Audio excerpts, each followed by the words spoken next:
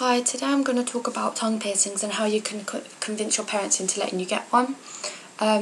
Basically what I did was I wrote my mum a letter, as cheesy as it may sound, so that I could prove to her that I was mature enough to actually talk to her face to face, instead of just begging her going, oh yeah, but mum, I really want one, and that. So what I basically wrote in my letter, well, the number one thing was that that piercings aren't permanent. Like, they're not like tattoos. You can't take a tattoo off. It will, like, no matter how much you try, it will always leave like a little bit of ink in your skin or whatever. But tongue piercing will only leave like a dot, probably not even that. So that's like number one. Number two is that if you're like in school, like me, and your parents think that it might not be appropriate for school, you can always tell them that they make clear tongue studs, which don't actually show at all. Like, I know some people that have clear tongue studs, and I didn't realise that they had it in until they like showed it to me themselves.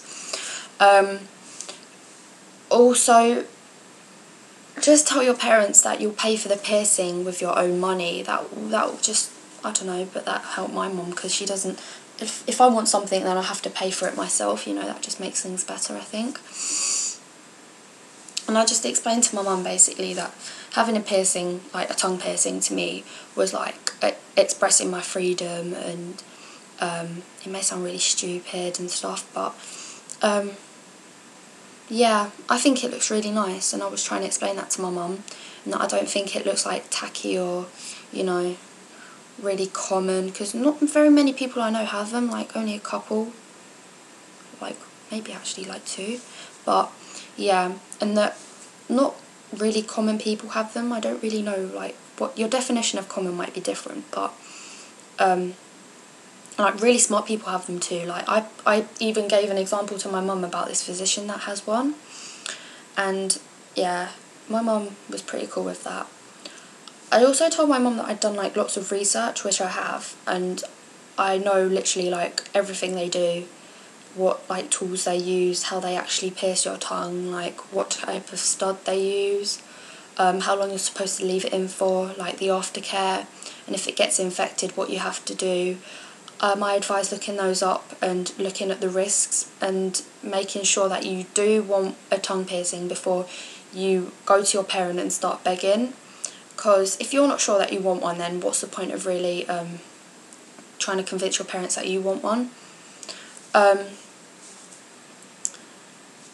I also explained to my mum that the reason why she might not let me get one is because there's something called, what's it called? Sorry, generation gap. Yeah, and that basically when she was younger, she only ever used to see like piercings and stuff on like criminals and crooks and stuff, and now like everyone not everyone, but loads of people have them. Not loads of people, but you know, people have them, not just criminals. Yeah, I just explained that to my mum, and she was pretty understanding about it. And what else did I tell her? Sorry, I'm looking it up on, yeah.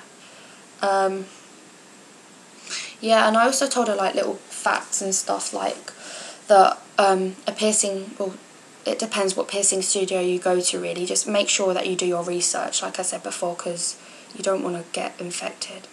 But most piercing studios are cleaner than a doctor's office, and also a tongue piercing is one of the least hurtful piercings that you could like get on your body anywhere.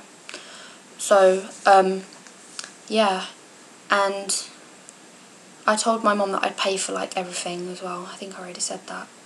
And I also told her like that if she wanted to ask me any questions or anything about it, I could reassure her, and I'd give her like the sources of where I got my information from. So yeah, rate, comment, subscribe. Okay, bye.